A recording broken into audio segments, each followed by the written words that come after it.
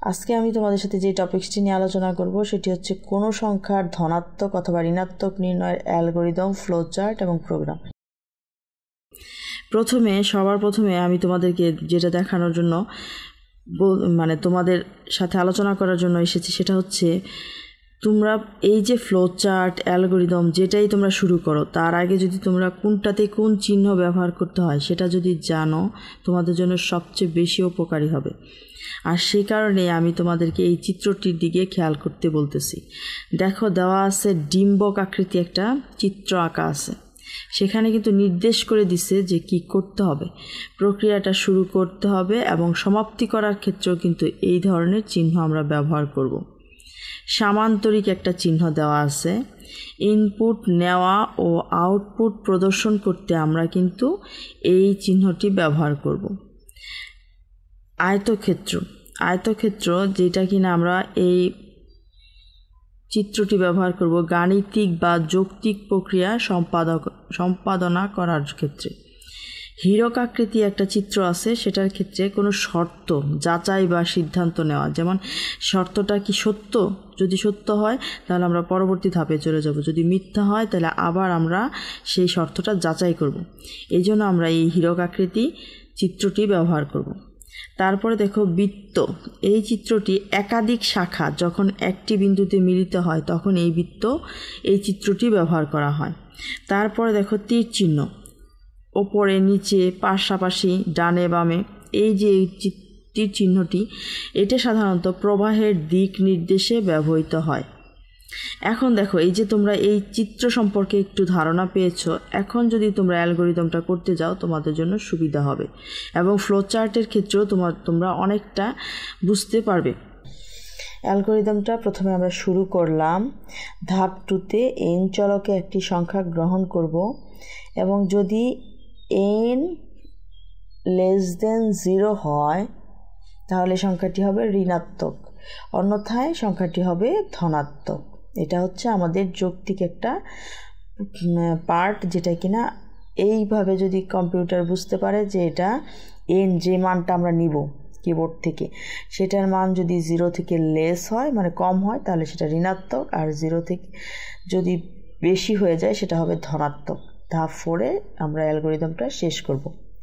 ফ্লোচার্টে দেখো, আমরা শুরু করছি প্রথমে ডিম্বক আকৃতির ডায়াগ্রাম দিয়ে, তারপরে আমরা সামান্তরিকের ডায়াগ্রাম দিয়ে কি করলাম, একটা সংখ্যার ইনপুট নিচ্ছি যেটা হচ্ছে n।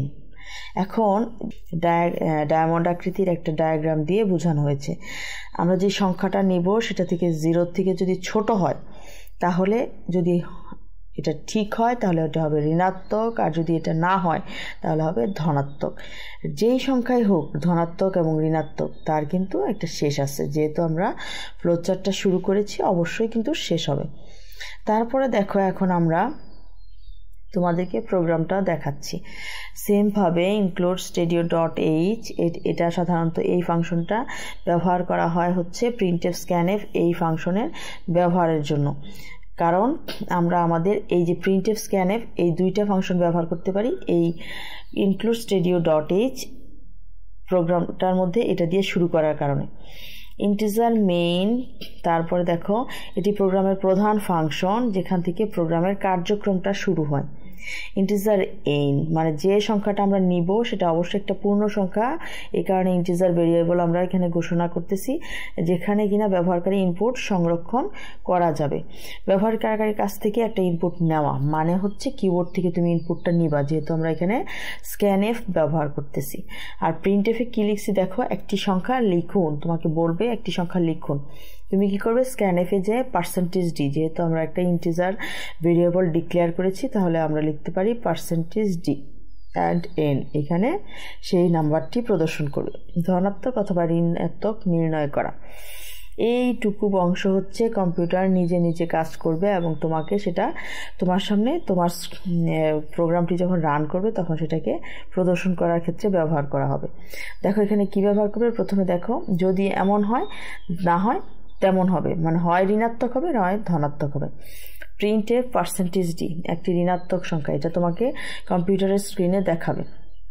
তারপরে দেখো /n নতুন লাইন, তারপরে এখানে তোমাদের যদি লজিকে মিলে মানে 0 থেকে যদি তোমার n এর মানটা ছোট হয় তাহলে কিন্তু এটা ঋণাত্মক হবে, এবং যদি এটা না হয় তাহলে হবে হচ্ছে এটা ধনাত্মক সংখ্যা। সেটাও কিন্তু পরবর্তীতে এলসে দেখাবে। যদি শর্তটি সত্য হয় তাহলে হবে ঋণাত্মক, আর যদি মিথ্যা হয় তাহলে হবে ধনাত্মক।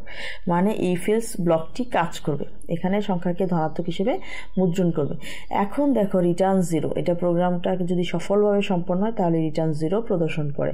তার মানে প্রোগ্রামে কোনো রকম এরর নাই এবং খুব সফলভাবে সেটা রান করে তোমাদের সামনে দেখাবে।